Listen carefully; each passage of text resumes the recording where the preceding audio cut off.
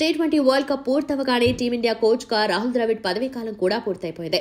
దీంతో 2.5 ఏళ్ల పాటు ఆ పదవిలో ఉన్న ద్రవిడ్ రాజీనామా చేశారు. ద్రవిడ్ పదవీ కాలంలో టీమిండియా అద్భుతంగా రాణించింది.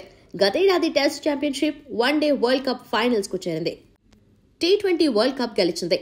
అయితే ప్రస్తుతం భారత జట్టు జింబాబ్వే పర్యటనలో ఉంది.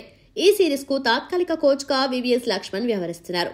మరి తాత్కాలికంగా కోచ్ గా వ్యవహరిస్తున్న లక్ష్మణ్ కు ఒక సిరీస్ కు ఎంత సాలరీ ఇస్తారో తెలుసా? గతంలోనూ ద్రవిడ్ అందుబాటులో లేనప్పుడు లక్ష్మణ్ తాత్కాలిక కోచ్ గా వ్యవహరించాడు. ప్రస్తుతం బీసీసీఐ కొత్త కోచ్ ను ఎంపిక చేసుకునే ప్రక్రియలో ఉంది. అంతవరకు తాత్కాలిక కోచ్ గా లక్ష్మణ్ వచ్చాడు. తన తాత్కాలిక కోచ్ పాత్రకు లక్ష్మణ్ 50 లక్షల జీతం అందుకున్నట్లు సమాచారం. పూర్తిస్థాయి కోచ్ గా ద్రవిడ్ వార్షిక వేతనం 12 కోట్లు. అంటే ఈ పర్యటన కోసం లక్ష్మణ్ అందుకుంటున్న మొత్తం ద్రవిడ్ వార్షిక వేతనంలో 4.16%. జాతీయ క్రికెట్ అకాడమీ ఎన్సీఏ చీఫ్ గా కూడా ఉన్న లక్ష్మణ్ జింబాబ్వే పర్యటనలో భారత్ యువ జట్టును నడిపిస్తున్నాడు. ఈ పర్యటనలో భారత్ మొత్తం 5 టీ20లు ఆడుతుంది. ఇప్పటికే 2 మ్యాచ్లు పూర్తయ్యాయి. మొదటి మ్యాచ్లో జింబాబ్వే 13 పరుగులతో గెలిచి ఇండియాకి షాక్ ఇచ్చింది.